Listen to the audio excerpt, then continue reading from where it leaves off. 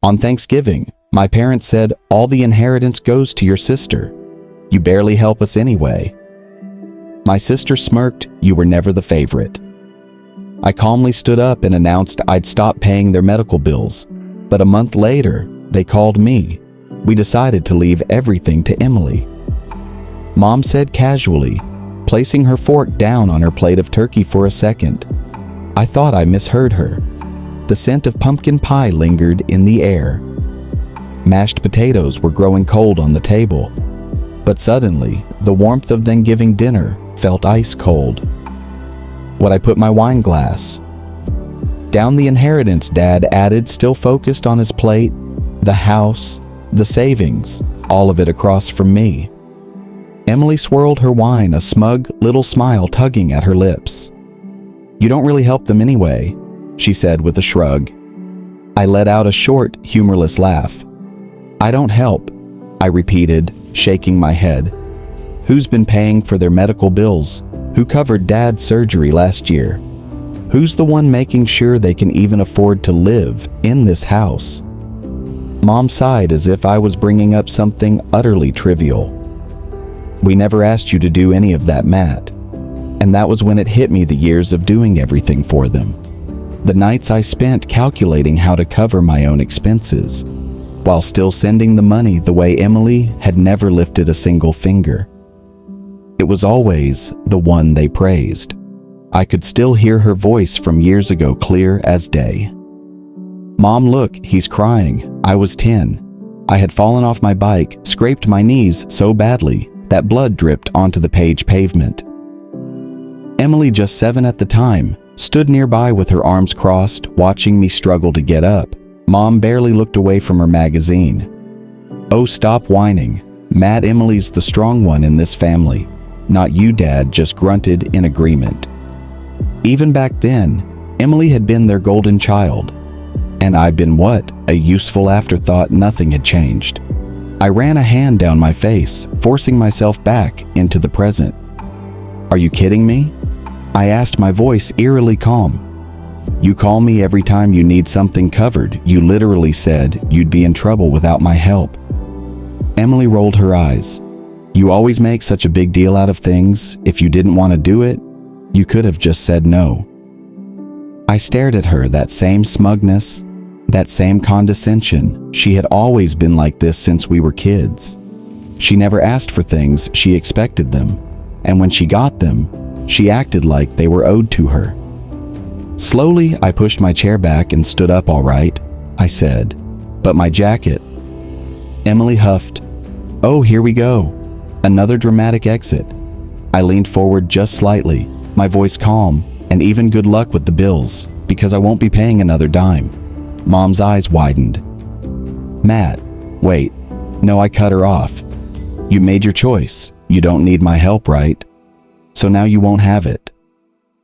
I turned to Emily. Hope you're ready to actually work for once in your life. Her smirk disappeared. You can't just walk away. Watch me. Me and I did for the first time in years. I left that house without feeling like a doormat, without feeling used. A month later, my phone rang. I glanced at the screen, already knowing who it was, Emmy. I let it go to voicemail. A minute later, it rang again, then again by the 5th call. My curiosity got the best of me. I sighed and picked up, keeping my voice as neutral as possible. Matt, honey, Mom's voice was softer than I had ever heard it. We need to talk. I back in my chair, rubbing my temples. I had just finished a 12-hour shift at the hospital, and my body was screaming for sleep. I had barely made it home, kicked off my shoes, and poured myself a drink before the phone started ringing about what I asked flatly. Already knowing the answer, there was a pause. Then she sighed. Emily, she's struggling, and we could really use your help. I almost laughed. My help? You mean money? It's not like that, eh? Oh, it's exactly like that. Mom. A rustling sound came from the other end, and then Dad's gruff voice took over. Listen, Matt, he said, impatience creeping in. We know things got heated on Thanksgiving, but let's be realistic. You've always been the one who took care of these things. We're your parents. You can't just walk away from us."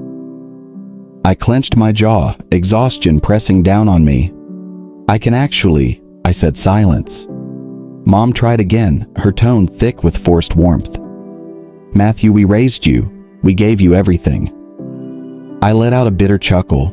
"You gave me a childhood full of guilt and a lifetime of expectations." I cut in. "Meanwhile, Emily got to be your precious little princess. Well, guess what? She can take care of you now."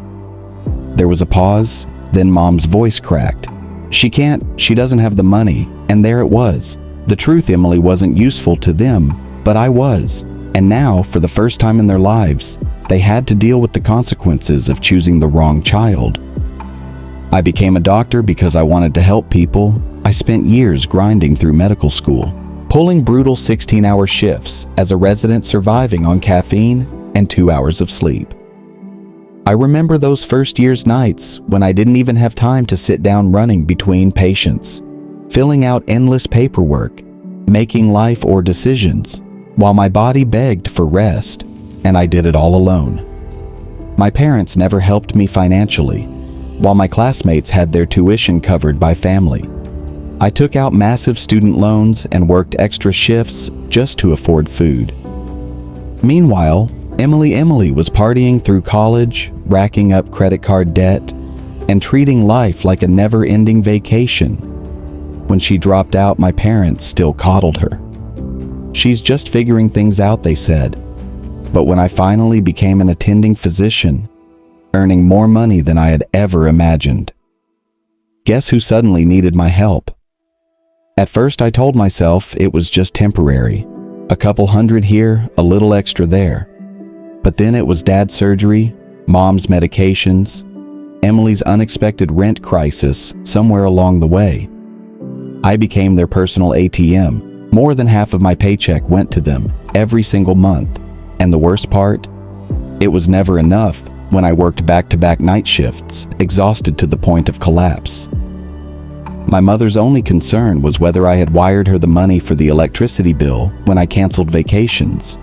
Because my hospital was understaffed, my father's only comment was, "Emily really wanted to go to Florida this year here. Maybe you could help her out." And when I finally managed to save enough to buy my own apartment, Mom guilt tripped me into covering their mortgage instead.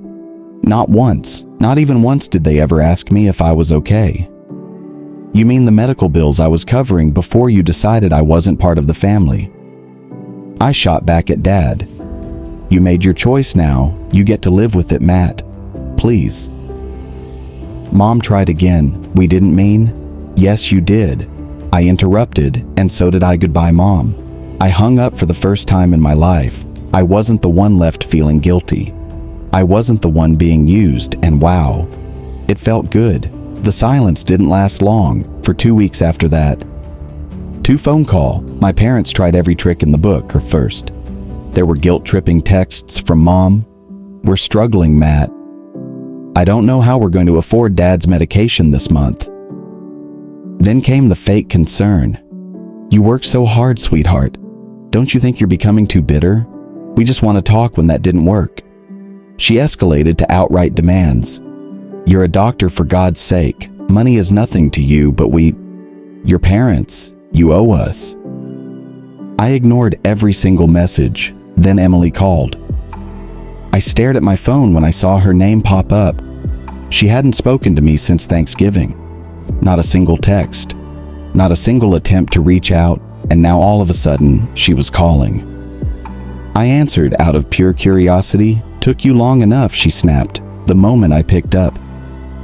"Are you seriously ignoring Mom and Dad? You're acting like a child." I sighed. "What do you want?" "Emily, I want you to stop being a selfish person and fix this mess. Mom is freaking out, Dad is stressed, and I don't have the money to cover all their expenses." You know that I smirked. Maybe you should have thought of that before gloating about taking the inheritance. There was silence on the other end. Then she scoffed, "Oh my God, are you really that petty? Petty?"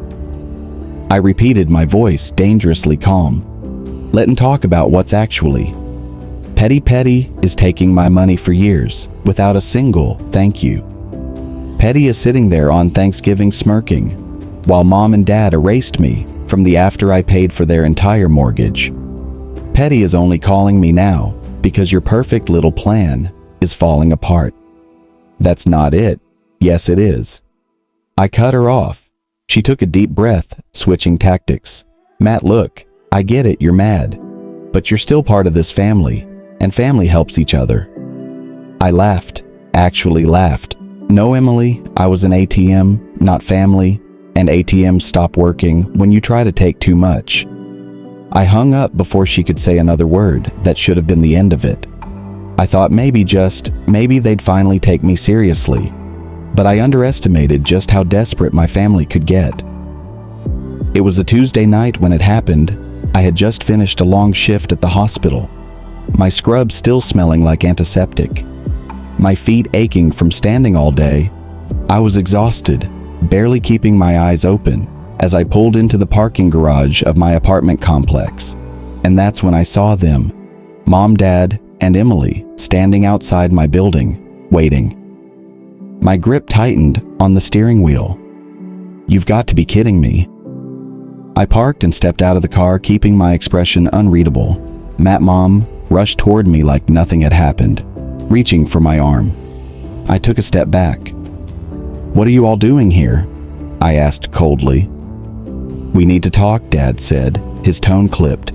No, we don't. I walked past them, heading straight for the entrance. Matthew, Mom's voice rose in frustration. This is serious. I turned around, folding my arms. Fine, you have 2 minutes. Mom glanced at Dad, who sighed heavily before speaking. Look, we may have been a little harsh on Thanksgiving. I raised an eyebrow. A little. All right, fine. Mom cut in. We should have been more appreciative, but we didn't think you'd react like this. Emily scoffed. Yeah, you're acting like a total opera character.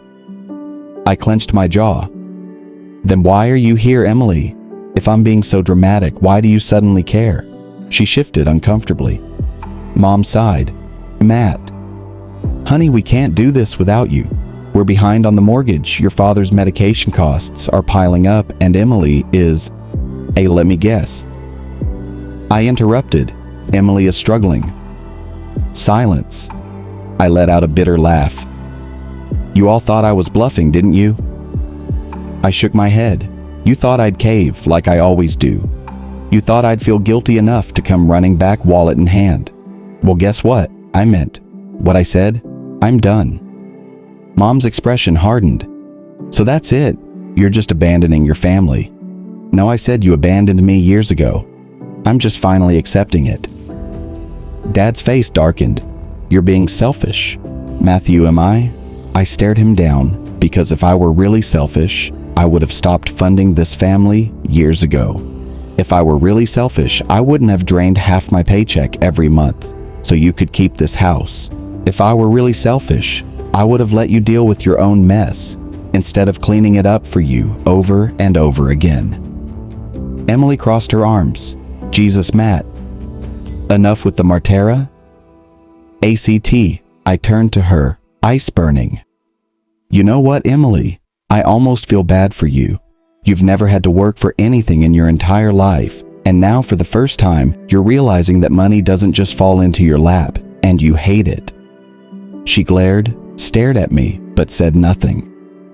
Mom shook her head. You regret this, Matt. I exhaled slowly. No, Mom, for the first time in my life, I really don't think I will. I turned and walked into my building, shutting the door behind me. They didn't follow. It took exactly 1 month for everything to start falling apart. At first, they acted like they were fine without me. Mom sent passive-aggressive texts about how they were figuring things out, and that Emily was stepping up. I ignored them. Then the reality check hit one evening. As I was finishing up at the hospital, I got a message from a number I didn't recognize. Emily, you happy, no? I stared at the screen. Emily, Mom, and Dad had to sell the house. I blinked. I hadn't expected things to spiral this quickly. I typed back me, and why exactly? Is that my problem? Her response came fast. "Emily, because you caused this. If you had just helped like always, they wouldn't be in this mess." I exhaled sharply, running a hand down my face. They really thought I was the bad guy here. A week later, I found out the details. Mom and Dad had completely drained their savings, keeping up with the mortgage after I cut them off. Bills were stacking up: Dad's medications, overdue utilities, property taxes. Emily, despite all her bragging, couldn't afford a single thing, and since they had zero backup plan, they were forced to sell the house just to stay afloat. I got this information not from them, but from Uncle Robert, Mom's older brother. "You did the right thing, kid." He told me over the phone, "Your folks have been reckless with money for years. They were just using you as a safety net. So where are they now?" I asked some cheap rental in town, now that the inheritance is gone. "Emily's really losing it." I smirked. Of course she was, for the first time in her life. She was actually facing consequences: Emily's breakdown. 2 days later, Emily showed up at my apartment. I barely had time to react before she barged, and like she owned the place, "You ruined everything."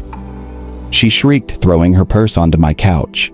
I leaned against the kitchen counter, crossing my arms. "Hello to you too. Don't start," she snapped. "Do you have any idea what you've done? Mom and Dad had to move into some disgusting rental because of you. The inheritance is gone," and I said flatly. Emily's face turned red, and we had a plan. Mom and Dad would leave everything to me, and I would... She stopped herself, her lips pressing together. I raised an eye. "You would what?" "Emily," silence. I suddenly understood. "Oh my God," I laughed. "You thought you'd get the house and then sell it for cash, didn't you?"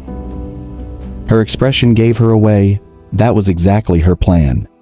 She never wanted the house for sentimental reasons. She wanted a quick payday. And now that it was gone, she had nothing. "Get out of my apartment," I said, suddenly. Exhausted, Matt, I said, "Get out." She glared at me, grabbing her purse. "You think you're better than us just because you have money. You're selfish, Matt. You're just like those rich snobs you work with." I let out a slow breath, shaking my head. "No, Emily, I worked my ass off for this. I built my life from nothing while you sat around, waiting for handouts, and I'm done letting you treat me like an ATM for the first time." She had nothing to say. I opened the door, and after a long moment, she stormed out Mom's final plea. A few days later, it was Mom's turn. She called while I was on my lunch break at the hospital. "Maddie," she started, her voice thick with fake sweetness. "What do you want, Mom?" She sighed dramatically. "This isn't easy for us, you know. We lost the house. We have nothing. Don't you feel even a little guilty?" I took a bite of my sandwich. "Nope." Silence. Then came the real reason for her call. "Listen, honey, I was thinking, your apartment is so big, and it's just you living there. Maybe your father and I could stay with you for a little while. Just until we get back on our feet." I nearly choked on my food. "Absolutely not," her voice sharpened. "Matthew, don't be ridiculous, Mom." I cut her off. "You made your choice now. You live with it." She let out a strangled noise. "How can you be so cruel to your own parents?" "Cruel," I repeated. "You used me for years. You lied to me. You let Emily walk all over me, and you never once had my back. And now you expect me to take you in. We're your family." "No," I said. "I was just a paycheck to you, and now the money's gone. So is your interest in me?" Silence. Then she started crying, but I didn't feel guilty. Not this time. "Goodbye, Mom." I hung up. Freedom, it took years, but I was finally free. No more covering their mortgage. No more paying off Emily's debts. No more constant guilt manipulation or fake love that only lasted as long as my bank account was open to them. For the first time in my life, my money was mine. I finally started putting away real savings. I traveled. I took time off work without feeling like I was throwing my family into crisis. And most of all, I felt lighter. They had drained me for years now. They were learning what it meant to live without me. And honestly, I didn't miss them at all. It's been 6 months since I cut them off. 6 months of silence, 6 months of peace. For the first time in my life, I had control over my own money, my own choices, my own future. No more guilt-tripping texts, no more desperate phone calls, no more feeling like I owed them my entire existence, just because we shared DNA. And you know what? I thrived without them, a life without chains. At first it felt strange for years. I had structured my life around their needs. My paycheck was never really mine. There was always another bill, another emergency, another Matt, we need you. So, when I finally had financial freedom, I didn't even know what to do with it. I remember sitting in my apartment one night, staring at my bank account for the first time in years. It wasn't drained by the middle of the month. I had savings, real savings. And that's when it hit me. I could finally live for myself. So I did. I finally took that vacation. I had always put off a full 2 weeks in Italy, eating my way through Rome, drinking wine in Tuscany, hiking in Terra. I upgraded my apartment, furnished it the way I wanted. I cut back my hours at the hospital, actually giving myself time to breathe, instead of working myself into exhaustion just to keep my family afloat. I was happy, and most of all, I didn't miss them. The final attempt one night, after a long shift, I was getting ready for bed when my phone buzzed, a number I didn't recognize. I almost ignored it, but something told me to check. It was a message. Emily, Matt, please, call me. It's important. I stared at the screen, debating whether I should even bother. Finally, I sighed and typed back, me, what do you want? A few minutes passed before she responded. Emily, Mom's in the hospital. I felt nothing. Not shock, not fear, not even sympathy, just exhaustion. I typed back, me and Emily, and she's sick. Matt, you're a doctor, you should care. I sighed. Me, I cared for years. Emily, I paid for everything. I kept you all afloat while you did nothing. And now, after months of silence, you suddenly want my help again. No response. I didn't expect one, and I didn't text again.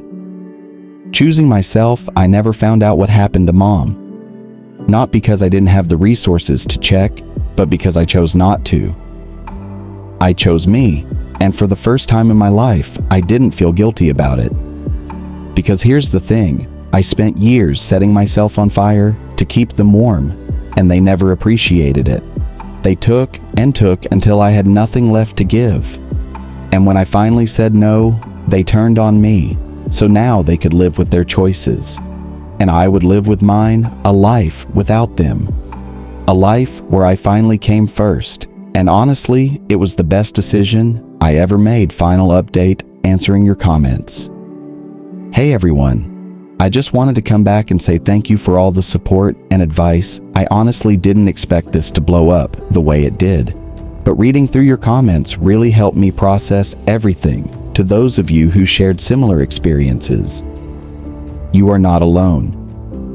Cutting off toxic family is never easy, but sometimes it's the only way to take back control of your own life.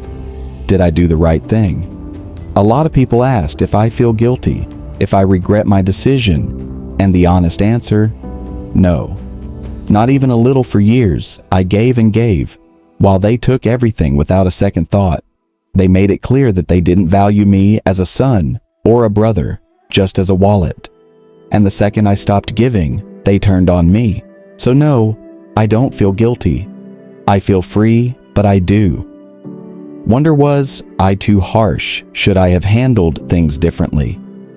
I'd love to hear your thoughts. To everyone who supported me, thank you. Seriously, some of your comments made me feel more validated than my own family ever did. Seeing so many people say, you did the right thing, helped me silence the little voice in my head that tried to make me feel guilty. A lot of you pointed out that my family was never really family. They were users, and that realization, while painful, was also freeing. So if you're someone in a similar situation, feeling trapped by guilt, you don't owe anyone your financial stability or mental health. Your life is your to those who call me selfish. I saw a few comments saying things like they're still your parents, you should have helped them, you're a doctor, it's just money, why not give them some family, is family no matter what. And to that I say, where was that energy when I was working 80-hour weeks just to pay their bills? Where was that concern for family when they laughed in my face on Thanksgiving and called me useless? I didn't abandon my family, they abandoned me a long time ago. I just finally walked away. And if that makes me selfish, then fine. I'd rather be selfish and free than selfless. And used final thoughts, I'm happy. Now I'm saving money for myself. I'm taking vacations. I'm building a future without constantly worrying about someone else's financial disasters. And honestly, I don't miss them. Thanks again for all the advice, support, and even the tough love. It helped more than, wishing you all the best, Matt.